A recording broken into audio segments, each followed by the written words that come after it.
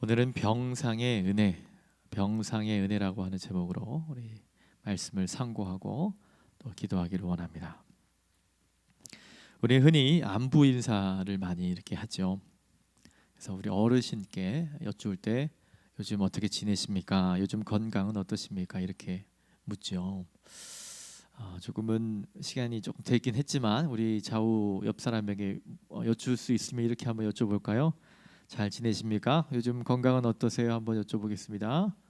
네, 잘 지내시나요? 요즘 건강은 어떠세요?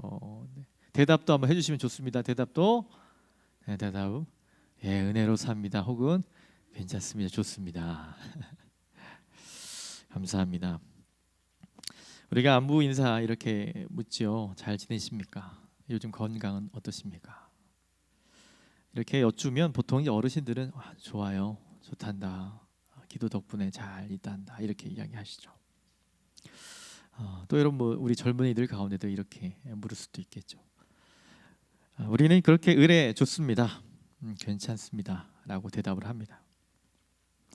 그런데 이제 한편으로 뒤돌아서서 저와 여러분의 건강을 한번 더 짚어본다면 이런 생각을 할 수 있죠. 정말 내 건강이 좋은 것인가? 사실 오늘 설교의 내용은 다시 병상에서의 하나님의 주시는 은혜에 대한 주제이고요. 저와 여러분이 정말 건강하고 우리 또 오늘 청년도 온 것으로 보이는데 정말 건강할 때에는 오늘 설교와 이 말씀이 그렇게 얼마나 와 닿을지는 사실 잘 모르겠습니다만 또 우리 인생의 선배님들 많이 계시니까요. 우리 안에 크고 작은 이 질병과 어려움에 우리가 마주하였을 때 어느 때보다도 하나님의 은혜가 필요한 시간들이고 또 이것을 우리가 어떻게 믿음으로 바라보아야 할 것인가, 또 우리 가족 중에 또 아직도 병원에 계시는 이들이 있을까, 이런 생각을 하면서 말씀을 준비하였습니다.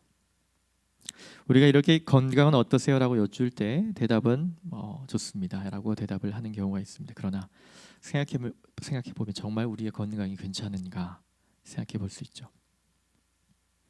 여러분 정기검진을 받아보신 적 있습니까? 정기검진을 받으러 가기 전날은 저도 경험이 있었는데 저는 아주 젊기 때문에 아주 그냥 정말 건강하니까 어떠한 이런 것들이 징후가 없겠지라는 생각으로 그냥 이렇게 검사를 받았던 기억이 있습니다.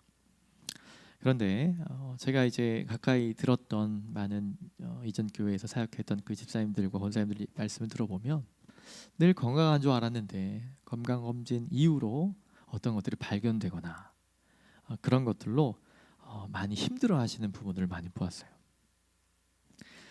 여러분 어떤 검진을 받으러 가기 전날 스스로는 전혀 나쁘지 않다고 건강 상태 괜찮다고 생각할 수 있습니다. 그러나 검진 이후에는 아까 말씀드린 어떤 진단이 있게 되면 건강하다고 했던 우리의 생각이 내 착각이었구나라고 우리가 볼 수 있죠.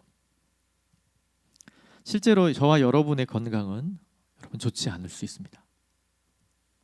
이 말을 하는 이 젊은 제 자신도 제 건강 상태가 어떤지 사실 잘 모릅니다.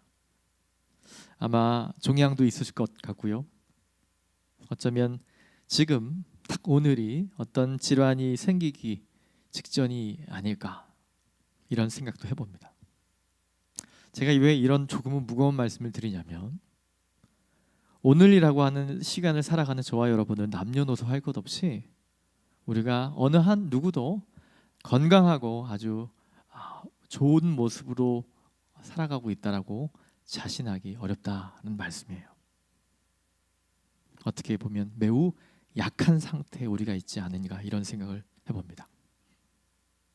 지금 수요 예배, 저녁 예배를 드리고 있습니다. 어떤 이들은 정말 이 예배 한번 교회에 와서 드리고 싶지만 그런 질병으로 인해서 그 병실에서 온라인이나 혹은 그냥 말씀을 보는 정도로 예배를 드릴 수밖에 없는 이들도 있습니다. 적어도 저와 여러분들은 건강이 허락되어서 또 이렇게 교회에 와서 예배를 드리는 우리가 있죠. 우리 자신이 얼마나 성하거나 병들어 있는지 사실 우리는 정확히 알지 못하죠. 성경을 한 군데 보면 야고보서 4장 13절에서 15절을 보면 야고보가 이런 이야기를 이 시대, 그 시대를 살아가는 현대인들에게 말하고 있는 것을 제가 한번 인용해 드리겠습니다. 들으라, 너희 중에 말하기를 오늘이나 내일이나 우리가 어떤 도시에 가서 1년 머물며 장사하여 이익을 보리라 하는 자들아, 내일 일을 너희가 알지 못하는도다. 너희 생명이 무엇이냐? 너희는 잠깐 보이다가 없어지는 안개니라. 너희가 도리어 말하기를 주의 뜻이면 우리가 살기도 하고 이것이나 저것을 하리라 할 것이거늘. 아멘. 이 야고보서 이 본문 말씀은 사실 동양 철학이나 혹 우리가 인생이라고 하는 연약함에 대한 부분은 성경 말씀을 아니더라도 동서고금을 막론하고 들을 수 있는 교훈이에요. 인생이 참 연약한 존재이다. 야고보 사도는 저와 여러분의 존재가 안개이다라고 하는 사실만 말하고 있는 것이 아니라 우리 마지막 15절을 보면 이렇게 말하고 있어요. 그 현대인들에게 오늘이나 내일 이렇게 내 삶을 계획하고 내년은 이렇게 돈을 벌어야겠다, 장사를 해야겠다, 계획을 세우는 그 현대인들 앞에 이 야고보 사도는 이 말을 하고 싶었었던 겁니다. 15절을 한번 보여주시겠어요? 제가 읽어드리겠습니다. 이렇게 말하라라고 하면서 주의 뜻이면 우리가 살기도 하고 이것이나 저것을 하리라 할 것이거늘. 무슨 얘기냐면 이렇게 말해야 된다라는 말이에요. 여러분, 중요한 표현이 뭐죠? 주의 뜻이면. 여러분, 주의 뜻이면 저와 여러분은 살 줄 믿습니다. 여러분, 생각해 보면요, 저와 여러분의 건강에 조금은 그런 빨간불이 들어왔을 때 이렇게 되다가 내가 교회를 출입하기도 어려워지겠구나, 점점 힘들어지겠구나, 한 해 한 해가 여러분 좀 남다르게 다가오는 많은 우리의 인생 앞에 우리는 점점 약해지는구나, 이런 마음에 많이 위축이 됩니다. 그러나 여러분 기억하십시오. 우리는 저와 여러분이 겉보기만큼 그렇게 약하지 않습니다. 왜냐하면 하나님의 말씀이 저와 여러분에게 주어질 때 우리의 상황은 달라지게 된다는 사실이에요. 왜냐하면 우리의 생명이 누구에게 있죠? 바로 하나님의 능하신 손 안에 있기 때문에 그분의 말씀이 저와 여러분의 이 삶을 변화시킨다고 하는 사실을 기억하셔야 합니다. 다시 한번 여러분께 여쭙겠습니다. 그분의 뜻이면 저와 여러분은 살 줄로 믿습니다. 우리를 향한 하나님의 목적이 다하기까지, 여러분 옆에 분에게 말씀해 주세요. 죽지 않습니다. 이야기해 주십시오. 죽지 않습니다. 죽지 않습니다. 그분이 우리를 향한 저와 여러분은, 우리 귀한 인생의 선배님들, 우리 신앙의 선배님들, 주님의 뜻이 아니라면 우리는 죽을 수 없습니다. 그분의 뜻이 아니라면 어떤 적이나 어떠한 질병도 우리를 데려갈 수 없는 줄 믿습니다. 하나님의 구원의 손 안에 붙들려 있다고 하는 사실, 여러분, 이것은 이것보다 더 안전한 것은 없습니다. 진리를 굳게 붙잡고 그 진리가 저와 여러분을 지켜준다고 하는 사실을 붙잡는 저와 여러분 되었으면 좋겠습니다. 오늘 이 병상 가운데서 주님께서 주시는 그 은혜를 누리는 방법 한 4가지 정도를 좀 나누고 오늘 기도하기 원합니다. 첫 번째, 병상에서 우리가 붙들 수 있는 은혜는 바로 성경을 붙들어야 된다고 하는 사실이에요. 여러분, 병원에 한번 가보셨습니까? 이 코로나 사태 상황 가운데는 참 병원 가기 어렵지만 그 이전에도 여러분 크고 작은 수술로 혹은 문병차 병원을 가보면 사람이 정말 많고요, 또 의료진도 굉장히 많습니다. 병원에 가면 의사가 굉장히 많죠. 또 여러분 만나는 그 의사들마다 여러분에게 좋은 조언을 해주죠. 이렇게 하십시오. 이렇게 수술하셔야 됩니다. 이런 선택을 여러분 환자 이제 가족끼리 선택을 하십시오. 많은 경험들로 조언을 하고요. 또 여러분 의료진 말고도 요즘은 어디가 안 좋다 그러면 주위에서 여러 가지 이야기 해주는 그런 분들이 많죠. 간이 안 좋으면 이거 먹어봐라, 저거 먹어봐라. 참 의사가 굉장히 많습니다. 여하튼 의학적 소견들이 오가는 가운데 그런 구체적인 말들이 여러분 우리가 병원이나 이런 데서 듣게 되면 여러분 마음에 이렇게 평안이 오십니까? 그렇게 진료받고 수술 받으면 되겠구나. 평안이 오시고 감사가 있고 은혜가 있습니까? 많은 경우는 그러한 여러 가지 이야기들로 우리는 마음이 녹아져 내리는 것을 경험해요. 마음이 어수선해집니다.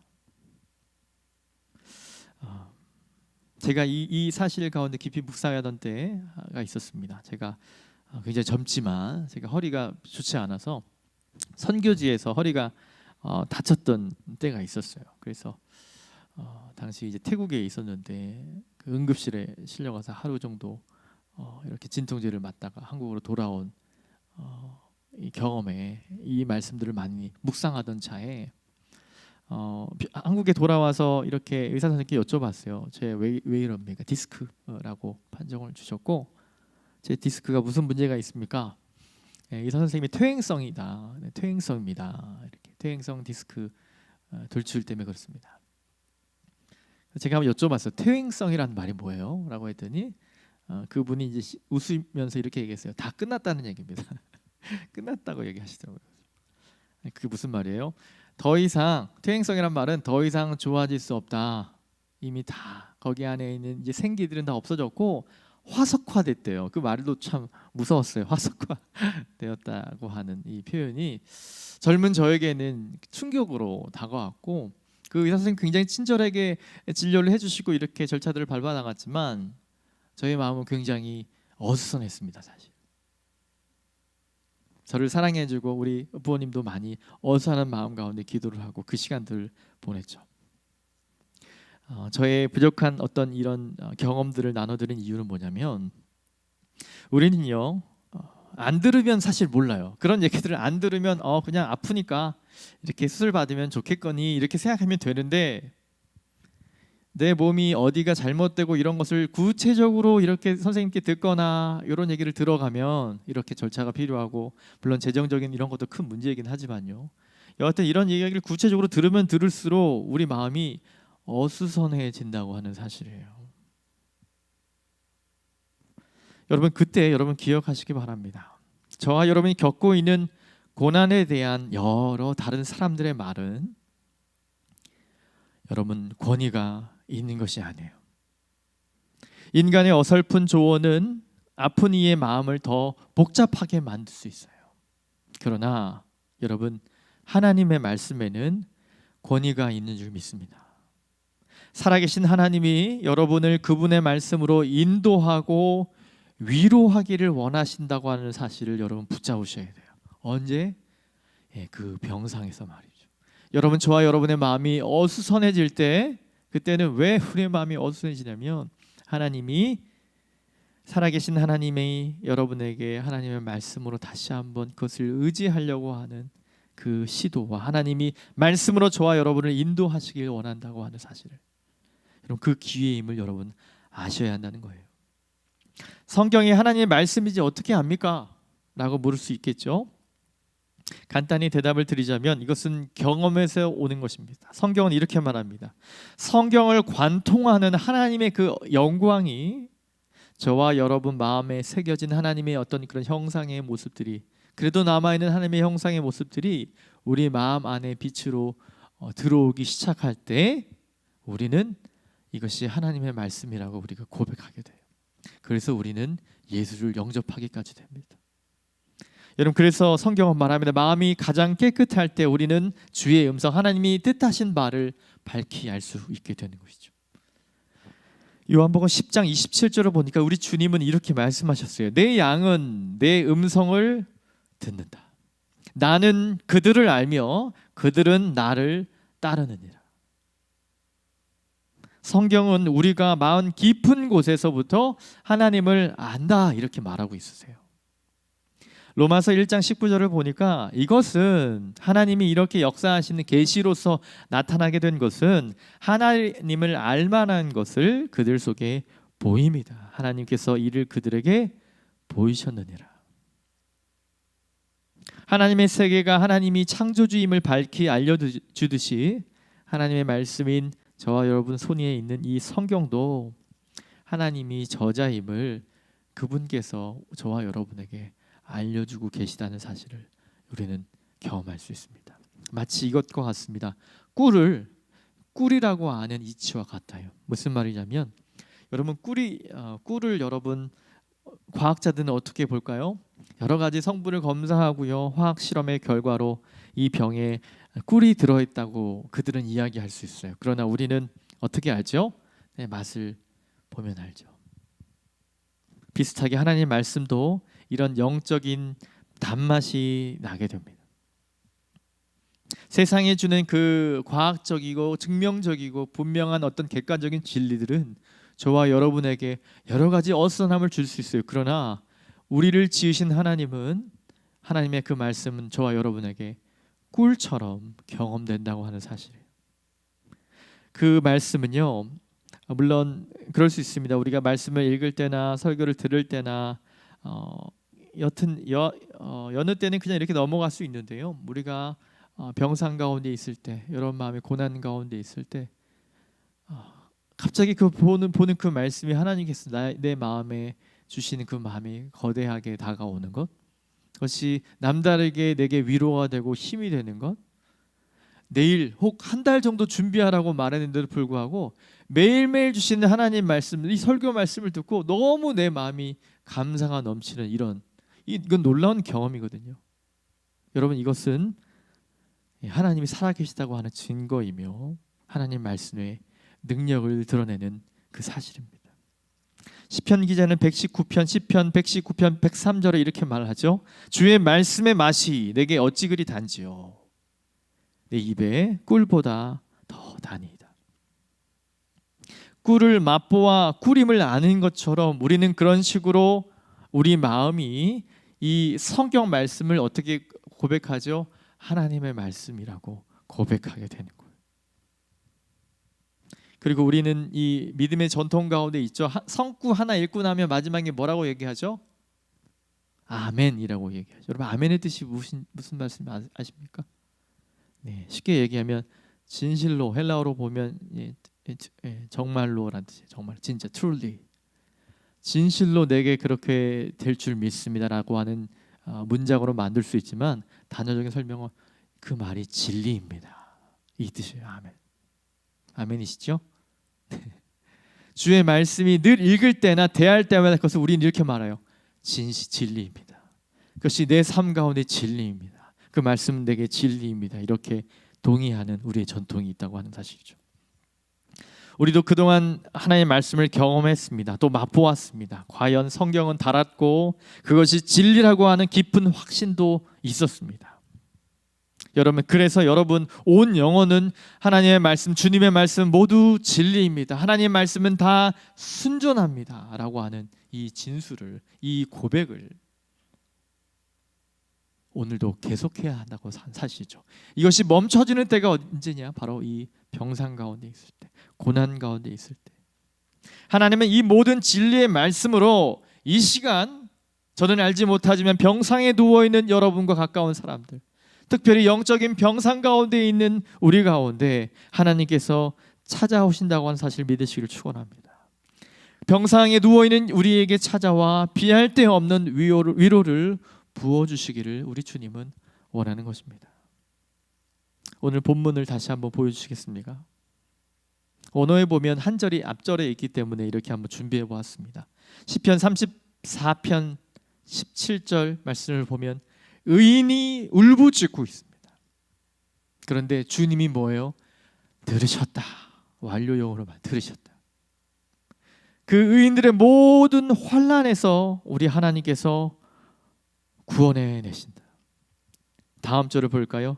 여호와께서는 마음이 상한 자를, 언어로 보니까 속사람이 상해버린, 속사람이 부서진 자들에게 가까이 하신다.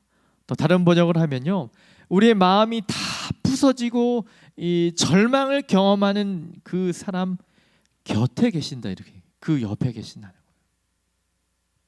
또한 심령이 상한 자들, 중심으로 통회하는 자라고 하는 사실은 우리의 영혼이 다 부서지고 망가진 사람들, 그 자를 하나님께서 도우신다고 하는 사실, 다 믿음의 선배들께서 하나님께서 성령의 영으로, 성령께서 우리에게 주시는 귀한 고백들로 우리에게 보여주고 있는데, 이 사실은 바로 이 모든 시편의 저자들은 이 환난 가운데, 이 고난 가운데서 하나님을 향한 외침이었다고 하는 사실을 여러분 기억하십시오.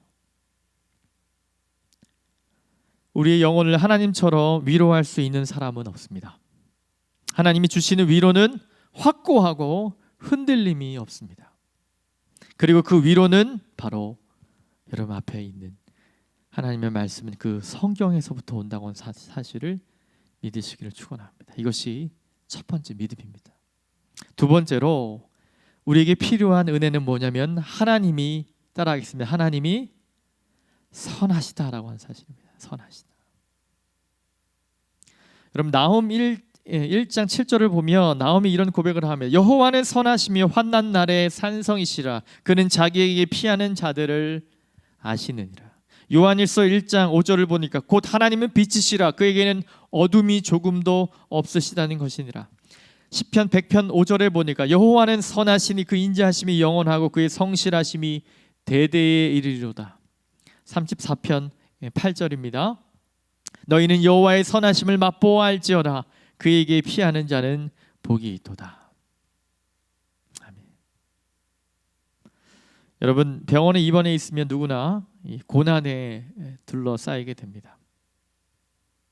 병원 바깥 세상에서는 고난이라고 하는 그 고통이 일상이라고 하는 병원에 있으면요, 우리가 질병 가운데 그 어려움 가운데 있으면 하루하루가, 그 고통의 하루하루가 고난이라고 하는, 고통이라고 하는 것이 우리의 일상이 되죠. 눈에 보이고 귀에 들리는 게 다 이 아픔으로만 다가오는, 여러분 그런 경험이 있으시면 이 말이 무슨 말인지 아실 거예요. 내 몸이 너무 아프고 주님을 찬양할 기력도 없고 말씀을 볼 힘도 없어요. 호흡 자체가 고통스럽고 힘들 때 당연히 우리에게는, 저와 여러분에게는 이런 의문이 있죠. 하나님은 정말 선하신 분인가? 그분이 지으신 세상에 고난이 이렇게도 많습니까? 여러분 성경에 나오는 하나님의 답을 부흥사인 이 조지 밀러에게 들어보면, 이 설교자 밀러는 19세기 영국의 극빈 아동을 위해 고아원을 지은 분입니다. 1870년 그분이 65살이 되던 해에 40년간 부부로 살아온 그의 부인이 세상을 떠나게 됩니다. 아내를 깊이 사랑했던 이분은 장례식에서 이 시편 119편 68절 이 본문으로 말씀을 전하게 되는데, 이 본문이 뭐냐면 주는 선하시다라고 하는 말이에요. 주는 선하시다. 자신이 이 진리를 어떻게 붙드는지 이분의 설교를 제가 좀 인용해 드리겠습니다. 이분이 이런 말씀하셨어요. 모든 일은 그분의 복되신 성품대로 됩니다. 그분이 선하시니 그분에게서는 선한 일밖에 나올 수 없습니다. 제 사랑하는 아내를 데려가시는 것이 그분의 뜻이라면 이 또한 그분처럼 선한 일입니다. 그분의 자녀로서 제 본분은 아버지가 하시는 일에 만족하며 그분을 영화롭게 하는 것입니다. 그것이 제 영혼의 목표이고 하나님의 은혜로 거기에 도달했습니다. 저는 하나님으로 만족합니다. 우리가 병원에서 또한 원치 않은 고난과 질병으로 고난에 둘러싸여 있을 때도 여러분에게 필요한 고백이 이것입니다. 우리 하나님은 여전히 선하신 분이다라고 하는 사실이 필요해요. 하나님이 고난 가운데 하나님이 선하십니다. 하나님이 선하십니다. 쉬운 고백이 결코 아닙니다. 하나님이 저와 여러분을 인생을 붙잡고 계시고 가장 좋은 길로 인도하신다고 하는 이 변함없는 진리에 순종하신다면 주의 말씀을 붙잡으시고 이렇게 늘 되뇌이십시오. 하나님은 선하십니다. 우리 하나님은 선하십니다. 내 슬픔과 고통이 내 호흡과도 같고 내 몸이 더 이상 좋아지지 않을 형편 가운데 있지만 나를 가장 선한 길로 인도하시리라 믿는 믿음의 원석들이 되시길 주님의 이름으로 축원합니다. 세 번째로 붙들 우리의 믿음은 하나님이 아신다고 하는 사실이에요. 우리가 그 아픔 가운데 있다 보면 우리의 질병이 이제 깊어지고 우리를 간호하는, 우리의 가까운 사랑하는 사람들이 하나둘씩 지쳐갈 때, 그런 신방을 해보고 그런 이야기를 깊이 들어보면 이분이 아프고 물론 진통제나 이런 것들이 있기 때문에 사실 이렇게 표현하지는 않지만 그분의 인생 얘기를 들어보면 이 내가 지금 겪고 있는 이 아픔과 고난을 우리 가족들은 모를 거라고, 아무도 이 아픔은 모를 거라고 그렇게 강조하시더라고요.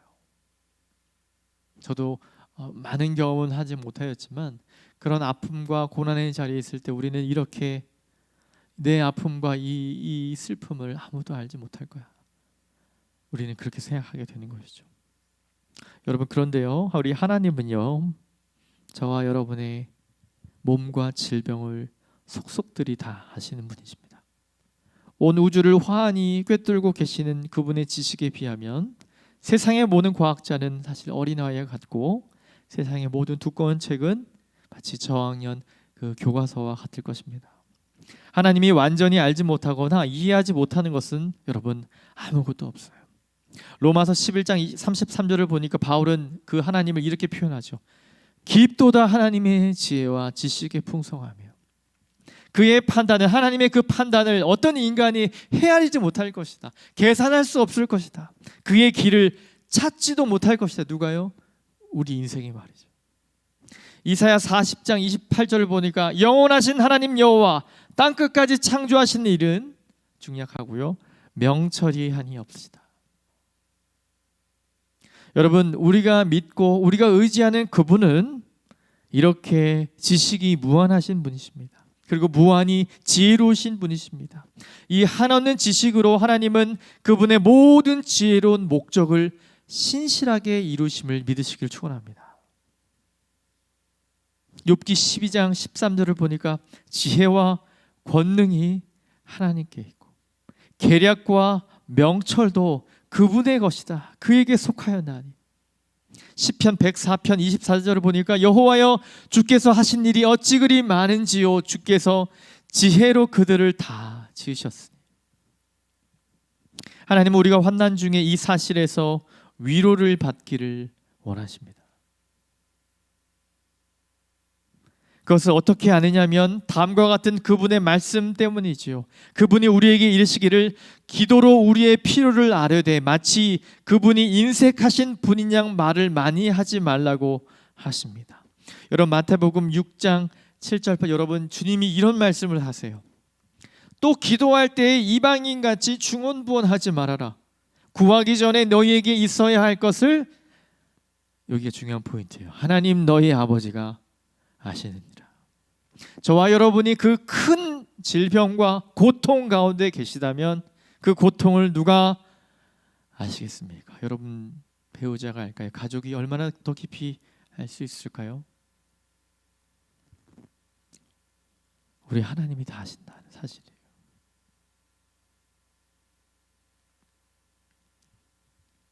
마태복음 6장 32절에 보니까 너희 하늘 아버지께서 이 모든 것이 너희에게 있어야 할 줄을 아시느니라. 여러분, 하나님이 아십니다.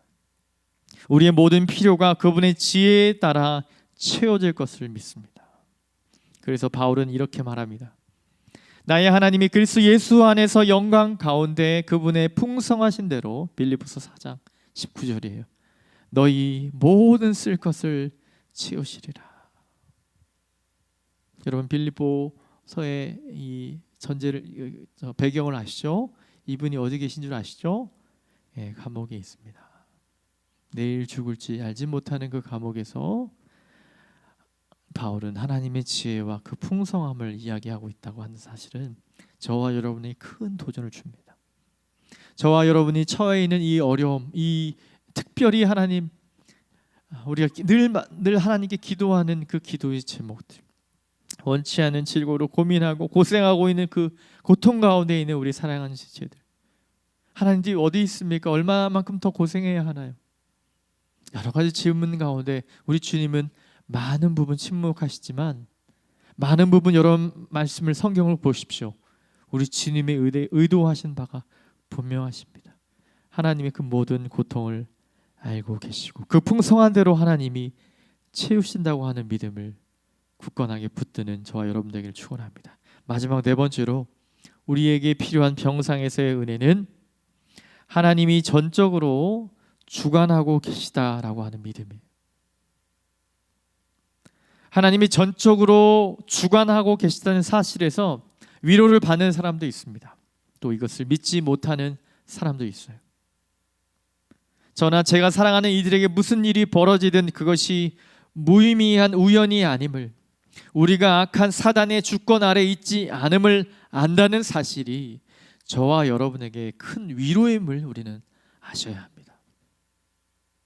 여러분, 저와 여러분 하나님께서 보호하시고 인도하시고 우리가 아프지 않고 우리가 어려움 당하지 않고 세상 사람들과 상대적으로 더 나은 가치를, 나은 삶을 살아가는 것만 우리가 바란다면 말씀은 많은 경우 다른 이야기를 하고 있음을 우리는 접할 수밖에 없습니다. 우리 주님이 원하시는 것은요, 하나님이 우리와 함께 하신다는 사실입니다. 우리가 다른 악한 사단과 다른 세상의 주권 아래 속하였지 않다고 하는 사실이, 이것이 큰 위로가 된다고 하는 사실이고요. 하나님은 선하시고 지혜로우신 분이시므로 그런 하나님이 우리를 다스린다고 하는 사실이 큰 기쁨의 소식임을 알아야 한다는 사실입니다. 하나님은 이런 말씀을 하십니다. 이사야서 46장 10절, 나의 뜻이 설 것이니 내가 나의 모든 기뻐하는 것을 이루리라. 예레미야 32장 27절, 나는 여호와여 모든 육체의 하나님이라 내게 할 수 없는 일이 있겠느냐. 욥은 42장 2절에 이렇게 말합니다. 주께서는 못하실 일이 없사오니 무슨 계획이든지 못 이루실 것이 없는 줄 압니다. 말씀을 정리하겠습니다. 예수님처럼 우리도 아버지의 뜻이 아니면 참새 한 마리도 땅에 떨어질 수 없다고 고백을 하셔야 합니다. 우리 주님께 나아오는 많은 백성 가운데 우리 주님이 이런 말씀을 하셨죠. 참새 2마리가 한 아사리온에 팔리는 것 너희가 알지 않느냐. 여러분, 참새 이 비둘기 이 조류는 하나님께 드릴 수 있는 가장 작은 예물 중에 하나예요. 극빈자들이 드릴 수 있는 예물입니다. 그 가치는 모두가 알고 있는 사실이에요. 그게 얼마 정도 한다는 사실. 2마리가 한 아사리온에 팔리는 거 너희들 알고 있지 않느냐? 그런데 우리 주님이 뒤에서 무슨 말씀하신 줄 아십니까? 우리의 아버지께서 원하지 아니하시면 한 마리도 그 참새를 잡는 사냥꾼의 어떤 것에 의해서 떨어지지 않는다는 사실이에요. 그 뒤에 어떤 말씀을 하십니까? 우리 머리털 하나까지도 다 주님이 세신다고 말씀하셨어요. 여러분, 이게 지금 무슨 말을 하고 있는 것이죠? 우리 주님이 여러분의 아픔을, 우리의 고난을 여러분보다 오히려 더 잘 알고 계시고 저와 여러분을 향한 완벽한 계획을 선하게 인도하고 계시다는 사실을 말해주고 있는 것입니다. 여러분, 이것이 복음 아닙니까? 이것이 기쁜 소식 아닙니까? 여러분의 질병에 가장 좋은 치료약이 발견됐다는 소식보다 여러분, 이것이 더 기쁜 소식 아닙니까? 우리가 병들거나 죽게 되었을 때 하나님의 자비가 건강할 때만큼 잘 보이지 않을 수가 있어요. 여러분, 그래서 하나님 말씀이 필요한 것이에요. 믿음의 선배들은 이런 말씀을 많이 하십니다. 고난이 와야 진짜 믿음이 있는지 확인할 수 있다, 이런 말씀을 하셨어요. 저는 사실 무슨 말인지 알지 못했습니다. 어려움을 겪어봐야 진짜 믿음이 있는 사람을 분별할 수 있다. 여러분, 하나님 말씀이 우리에게 진리이고 여러분 길에 등이 되십니까? 여러분, 그 말씀대로 살아가기를 즐겨 하시나요? 네, 우리 안에 풍요로움이 있고 감사의 조건들이 있을 때는 자연스러운 거죠. 그러나 저와 여러분이 생각하였을 때 그 계획대로 되어지지 않고 특별히 원치 않는 질병과 어려움이 있다면 우리를 이끌었던 이 말씀을 우리는 그렇게 삐뚤어진 눈으로 볼 수밖에 없는 사실이에요. 우리 주님이 그 상황 가운데 다시 한번 우리를 세우시는 것입니다. 우리에게 하나님 말씀이 필요하다는 사실이에요. 우리의 하나님께서는 진리로 우리의 인생을 다스린다고 하는 사실을 우리가 인정하기를 원하신다고 하는 사실입니다. 병마나 사단이나 혹 다른 사람이 우리의 목숨을 위협할 때 우리는 하나님이 요셉의 형들에게 하셨던 말씀을 우리에게 주시는 말씀으로 들어야 합니다. 그들은 일찍이 요셉을 노예로 팔려고 했죠. 팔았습니다. 결국 요셉이 이집트에서 그들을 다스리게 됩니다. 그때 창세기 50장에 보면 그런 장면이 연출이 됩니다. 그 이후에 형들과 요셉이 조우하게 될 때 어떻게 되죠? 요셉이 멋진 신앙의 고백을 하는데 이것은 사실 그분의 멋진 고백이라기보다 하나님의 계획을 우리에게 보여주는 거예요. 요셉이 형들에게 무슨 말을 하는지 제가 좀 인용해 드리겠습니다. 창세기 50장 20절이에요. 당신들은 나를 해하려 했지만 하나님은 그것을 선으로 바꾸셨다. 하나님은 그냥 악을 선용하신 정도가 아니라 애초부터 이 선을 계획하셨다고 하는 사실을 기억하십시오. 요셉의 형들의 목적은 악했으나 저와 여러분들을 넘어뜨리게 하는 어떤 그런 계획일 수 있어요. 그러나 하나님은 그런 것까지 하나라도 어떻게 하신다는 거죠? 저와 여러분을 신실하고 선하게 인도하신다고 하는 사실, 그것을 이 요셉이 우리에게 알려주고 있습니다. 이것이 고난 중에 위로를 누리는 열쇠입니다.